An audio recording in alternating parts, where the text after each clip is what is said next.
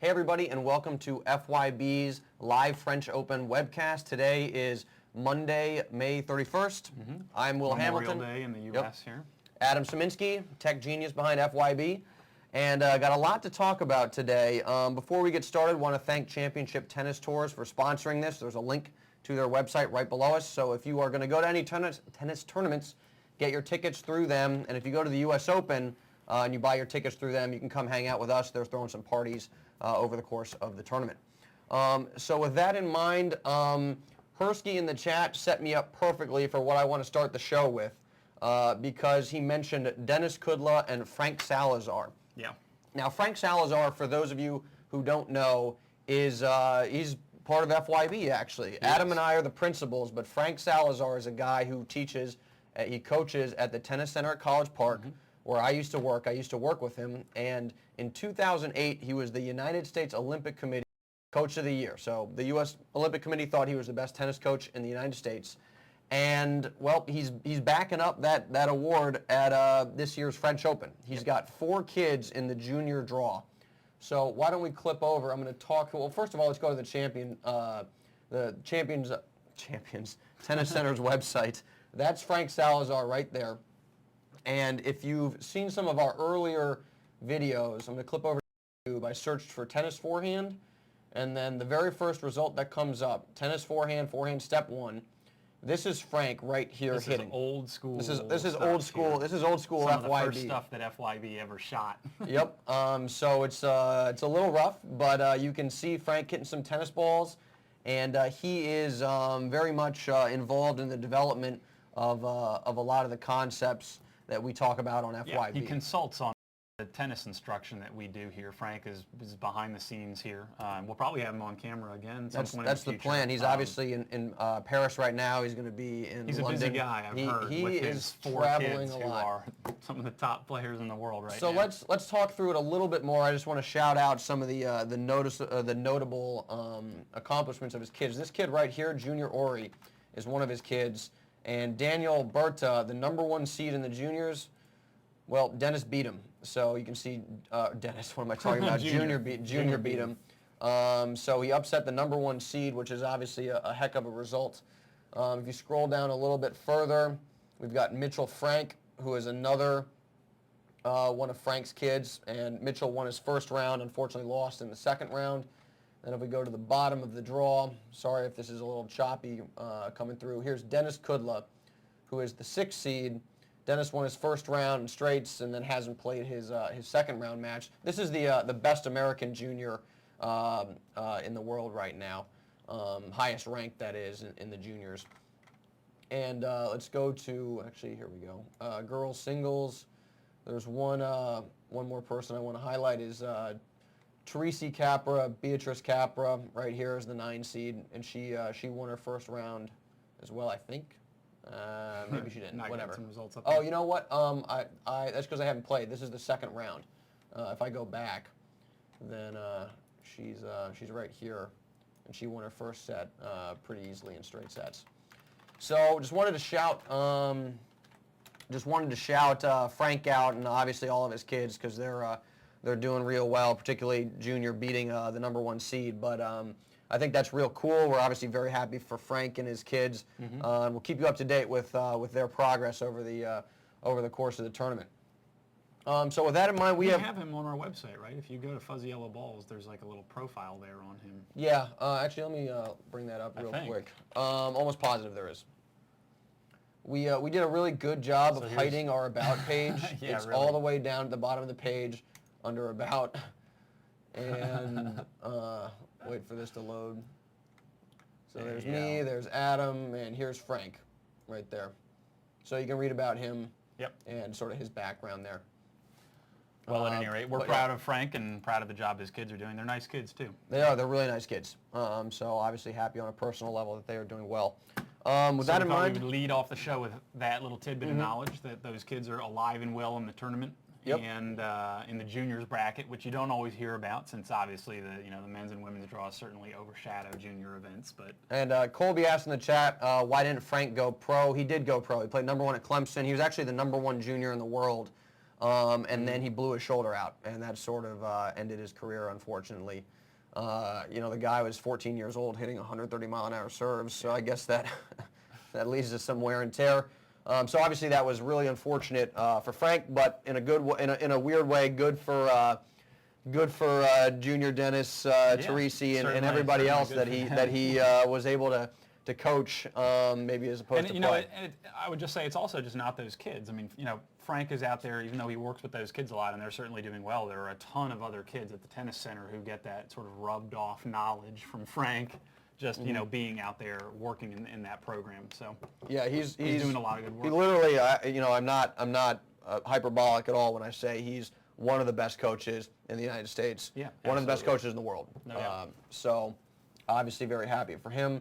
Don, I need some caffeine. That's why I'm drinking Coke.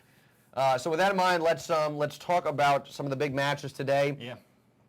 Obviously the biggest match, the biggest upset was Stosur over Enna. Yeah. In 3 sets. So let me pull that up real quick. So we got it here. I closed the magnifier. Let me open that back up.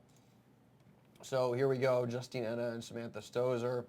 2-1 and 4, 6-2, 1-6, 4-6. Read that backwards. Interesting stat line for this match. I mean, first of all, the first 2 sets were just bizarre in the sense that they weren't close at all. Neither player served particularly well. 56, 54. Talking too fast. And if you look at here's the unforced errors line. You got 26 for Enna, 33 for Stosur. But then if you go down to winners, you only have 14 winners for Enna, and you have 26 for Stosur. So Stosur obviously made more errors but hit more winners. And I think, this. It was interesting listening to Enna's press conference afterwards and reading what she had to say, because she essentially said, late in the match, I was nervous, unfocused, and a little, I guess, mentally fatigued due to playing for. She played 5 straight days, right, and because of the rain. She was, she didn't get a day off at the tournament. Yeah, she didn't get a day off. Played 5 days straight. And lost. Normally when you're looking at these tournaments and you say, well, the person's not getting a day off or they're playing consecutively, you might think that they're going to be physically tired. That's what people always focus on. Right. But there's a huge mental component too. I mean, a day off, you can kind of relax and you don't have to be locked in mentally. Right. And with someone like Enna, and she said in the Sharapova match, was very mentally taxing to have to walk off court late at night and then resume the match in the morning. That takes a lot out of you mentally. So she said towards the end of this match she was really fatigued from a mental standpoint, and it showed in her play. She missed a couple, she made a couple mistakes you wouldn't typically. I think anytime also that, especially on the women's side where you're limited to 3 sets of tennis, basically, that there's any time where you go and you have a rain delay or a darkness delay, and then you have 2 sets completed. If you're playing a normal match and you are starting off in the morning, you're thinking to yourself, I have 3 sets in which to win this, but then when you go in for the night on a rain delay or a darkness delay, there's only 1 set of tennis left to play. Like, mentally that you have to show up and you have to come out of the gate strong on that next day, or else you're going to lose. Yeah, and it's the same for the men. If you play your best of 5, but you get rained out or due to darkness, you're off the court and you have that 5th set to play. Right. That's you're right. You got to come out real strong. You got to be mentally tough, and that is going to wear on you. You're gonna I don't know if break down mentally is the best way to phrase it, but just like you physically are going to get tired and you're going to break down. Well, mentally, that stuff wears on you as well. You look at Andy Roddick last summer after he lost the Wimbledon final, a devastating loss for him, 16-14. He never really recovered too much in terms of his results later in the summer. So there was a big hangover there. He lost to Isner at the U.S. Open in the 3rd round, I believe, in a 5-setter.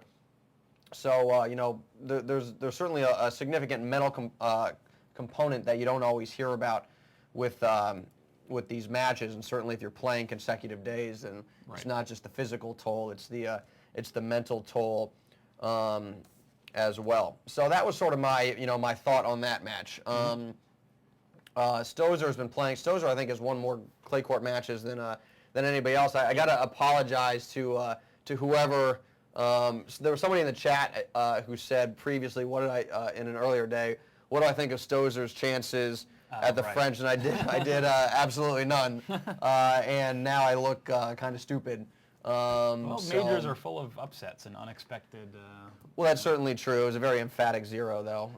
Although I think Serena's going to right the ship for me tomorrow. Yeah, the match is not tomorrow, but it's.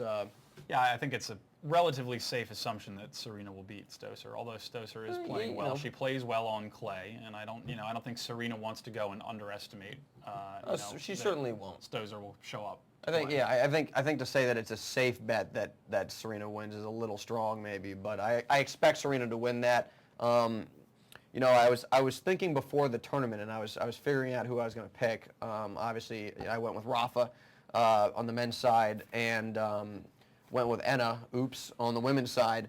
But I should have gone. I was sitting there before the tournament, and I was thinking you should basically just pick Serena Williams to win every single major at this point, because it's kind of like my strategy: pick Federer, pick Serena, and then sure. Because those two are so consistent. Obviously, clay is different with Rafa in there, but Serena has almost always makes it deep in majors, and she's won. She won Wimbledon last year. Obviously had that controversial match at the U.S. Open. Then she won Australia, where she told a lines judge that she was going to kill them. It was something like that at the U.S. Open. I can't remember the exact details, but so I think you got to say that Serena is the favorite now on the women's side for a number of reasons. One, she serves great. Two, she returns great. Three, she's mentally the toughest player on the women's tour. So I think, I don't think you're going to have a situation. Enna is extremely mentally tough, but I would say Serena is even more mentally tough, and I don't know if she would become mentally fatigued out there, particularly because she's had days off. So I think Serena is in the best position to win the French Open now. Yeah. On the bottom half of the women's computer draw, screen you have Schiavone versus Wozniacki, and then Dementieva versus Petrova. I think Wozniacki's going to come through this match. It seems like she's moving pretty well despite her ankle injury, so I think she's got a good chance of getting through that. She's a tough clay court out because she's so consistent and doesn't beat herself. And down here, this is a tougher one to pick. Petrova is obviously playing well, beat Venus. I'm kind of leaning towards Dementieva here. I might be partially biased. I like Dementieva. She's the best player on the women's side to not have won a major, so at least in the last 5 years or so. So I'm kind of pulling for her to do well, and we'll see how that goes.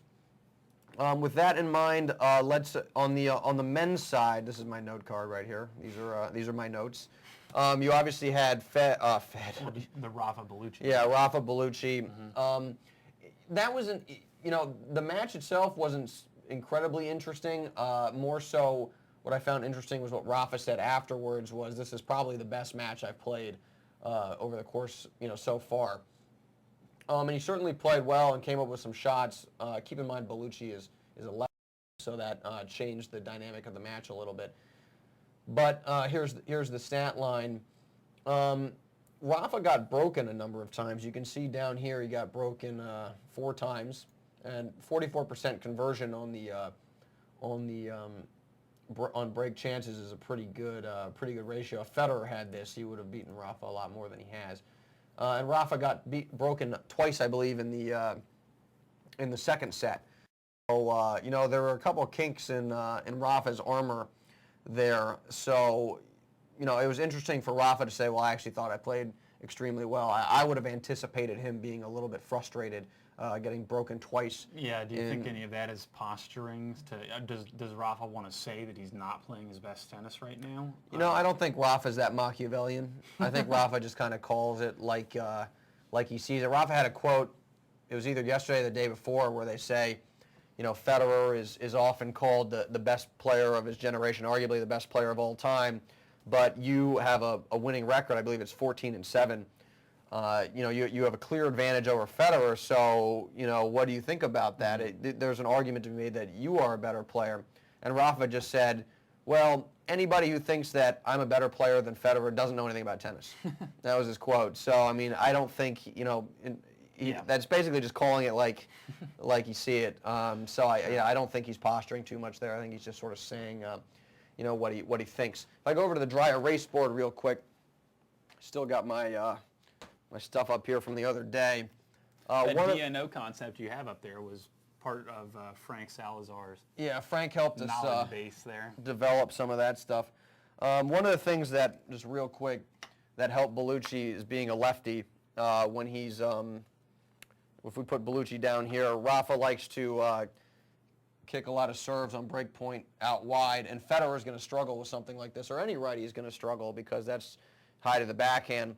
But as a lefty, Bellucci is going to be able to get his teeth into that serve a lot better than his opponents. He's going to be able to hit a more penetrating return, a deeper return than someone like Fed. Bellucci might be able to get the ball deeper versus someone like Federer who might leave it a little bit short, and that's a matter of court depth for Rafa, where against Bellucci he might be a little bit further behind the baseline, but against someone like Fed he can step in. So being a lefty on the ad side helps you because you can take away that out wide serve, or not necessarily take it away, but just not Rafa can't exploit you as well as he can against a righty. So there was a question in chat about, do we think that Rafa will ever reach the number of majors that Federer has? I don't think so. I don't think so either.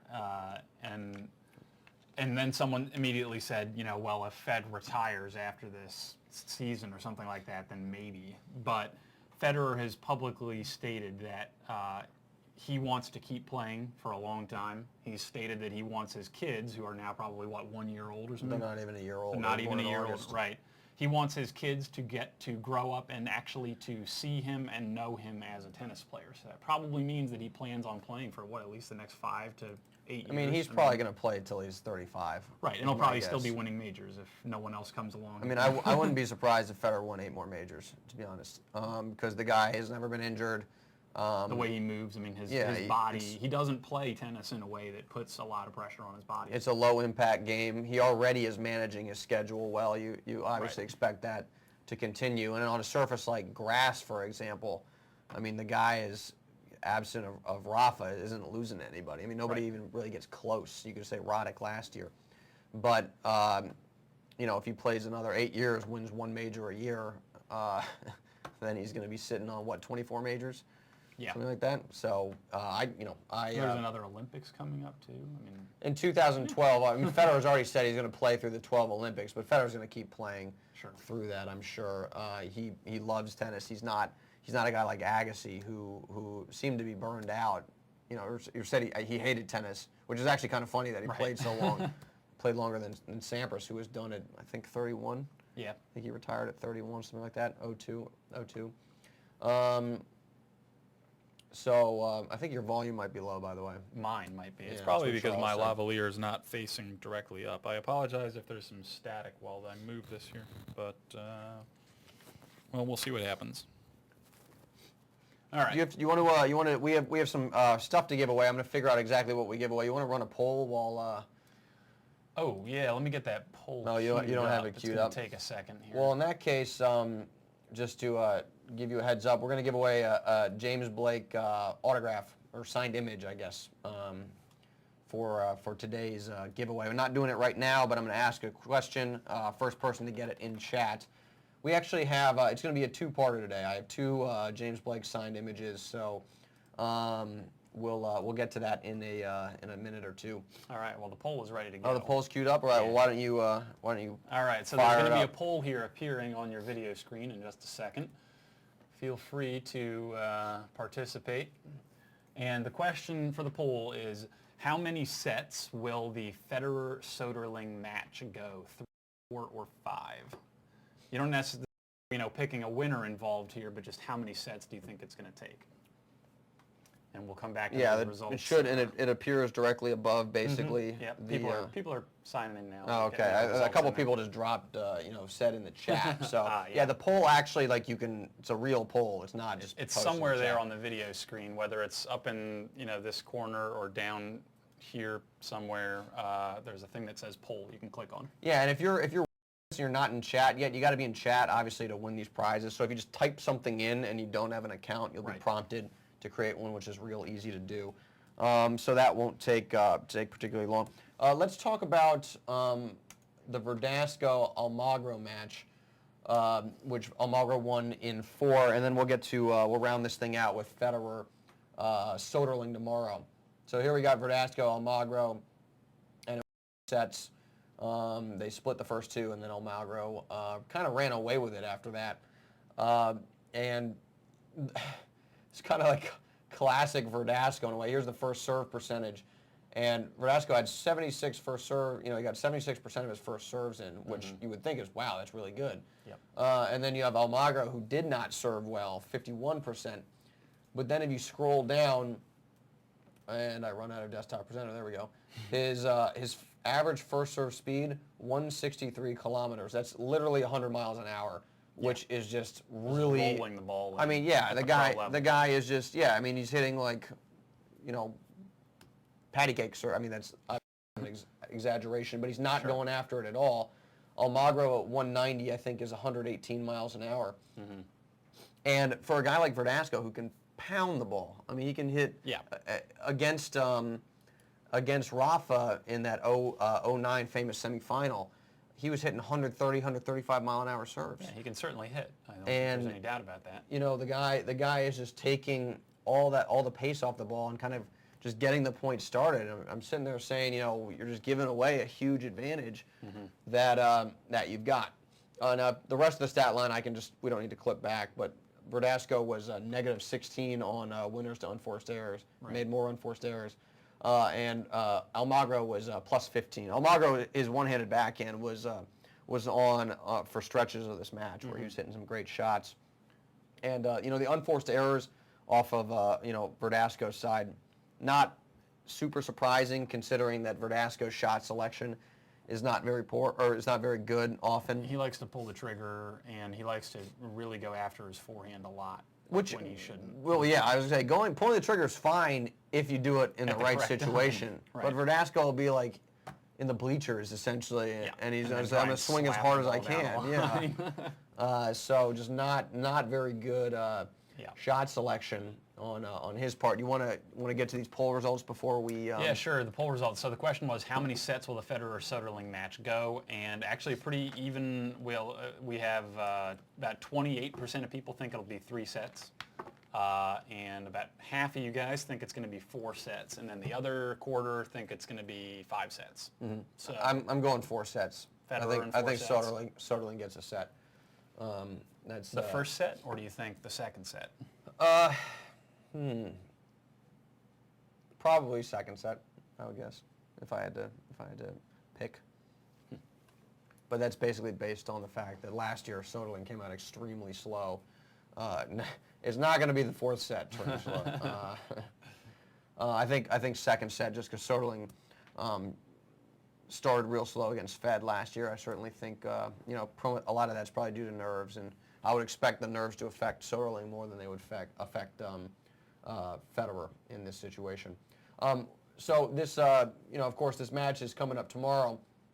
Let's talk briefly about it to round out the webcast. Got about 5 minutes or so, and then we'll get to. So we're over here on the men's singles. All right, here we go. So here's obviously the matchup. I think Berdych, real quick, is probably going to get through this one. He's been playing well. But assuming Federer gets through this, you got to say he's a huge favorite over either one of these guys. But yeah, the thing I want to talk about with the Federer match, Federer-Soderling, is we've been focusing on the drop shot a lot. I thought he used it a lot against Wawrinka, and I think that's going to continue as well. And just sort of an instructional piece, I just want to diagram, and you can see this tomorrow when Federer's hitting his drop shot. So this is something people should be watching for. If they're watching the Federer match tomorrow, look for this situation. Is that what you're saying? Yeah, exactly. Just look for this situation. This is always something I found interesting about what Federer does. A good way to learn from the pros, by the way, is when they hit a particular shot, watch where they go. Watch where they recover to. I mean, that's sort of, everybody always watches the ball. Keep your eyes fixated just on Fed the whole time and see how his feet, how quick his feet are, whether he's on balance or not, the type of stance he's hitting out of, but watch where he goes based on where he hits a particular ball. He could be, for example, standing here, and if he hits the ball in this corner, he's going to move somewhere to position himself, but then if he hits it into this corner, he's going to move somewhere to position himself, and it's also going to depend on the type of shot he's hitting. So you can get a real good free education by simply watching how Fed moves around the court. But let's say we've got a cross-court rally between these two, backhand to backhand. We'll put Fed up here. And you'll probably see in a rally like this some drop shots over here. And when that happens and Soderling closes, what you'll get from Fed is you'll have him close and position himself right about here, maybe a little bit behind the service line. And you might be wondering, well, why is Federer standing in no man's land? You're really not ever positioning yourself here. Well, what he's trying to do is essentially cut off. If he hits a good drop shot and the ball is real low when Soderling makes contact with the ball, there's only a couple sort of viable options Soderling has. You can try and angle it off the court. So positioning yourself here, Federer can cut that off. You might try and push it deep into the corner there. But if he does that and Fed's here, then Fed has a pretty easy volley.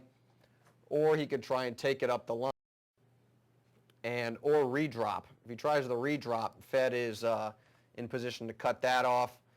And then down the line, Fed can move over and either catch the ball out of the air, maybe lob it if he hits a volley, or if the ball is short, then he would hit if the ball bounces, then he would hit just a ground stroke. So I always found that interesting, just watching Fed hit the drop, and then he closes as well, as opposed to just dropping and standing back there. Because by closing, again, he's cutting off a number of the viable options that Soderling has, or Soderling or anybody else has at his disposal. Now, if he hits a bad drop shot, then he might not close. Then he might stay back. He's going to hit his shot and sort of evaluate how good of a ball he's hit. Because if it's bad and the ball is high, then you're much more likely to get a ground stroke out of Soderling. And in that case, Fed needs to be further back to try and cover more court. And if that happens, then Fed's in a bad spot. He's probably going to lose that point. But again, keep an eye on where not just Federer, but any pro, where they recover to, because where they move, how they move, because you can certainly learn a lot from watching all that stuff. Any questions in chat? While we're getting up to 5:30, so we'll go for a couple more minutes. I got to give away that stuff. So if you guys have any questions in chat, please shoot them in there now regarding the matches we've already talked about, or some of the upcoming matches tomorrow. So while you guys formulate those questions, if you have any, our question so we're going to give away two things. Now, it's a two-part question. We're going to start with the first part and see who gets it. So we've got Rafa versus Almagro, and when was the last time those two played at Roland Garros? What year, what round, and what was the score? First person to get that wins the James Blake signed. These questions are getting like more and more esoteric. You really got to know your stuff. Well, I know. I mean, all right, yeah, the esoteric, and then the coconut just blasted out. That guy's on point right there. The coconuts. So it's not that. It's not that. I thought that was a difficult question, but what do you know? Someone in our audience knows the answer within 5 seconds. All right. So I just private messaged you with the email address. Just send an email to that address. Be like, I won. And okay. So good. So the coconut, you're not allowed to answer this question because you just won. But all right. So there's a bonus question. Here's the bonus question. And this is for another James Blake signed picture. And, okay, so the score was 6-1, 6-1, 6-1. What is a nickname, another name for that score line? Exactly. So 0-0-0 is called getting bageled. What is getting beat 1-1-1? People are saying, okay, so all right, people are saying, people are saying breadstick. All right, that's all right.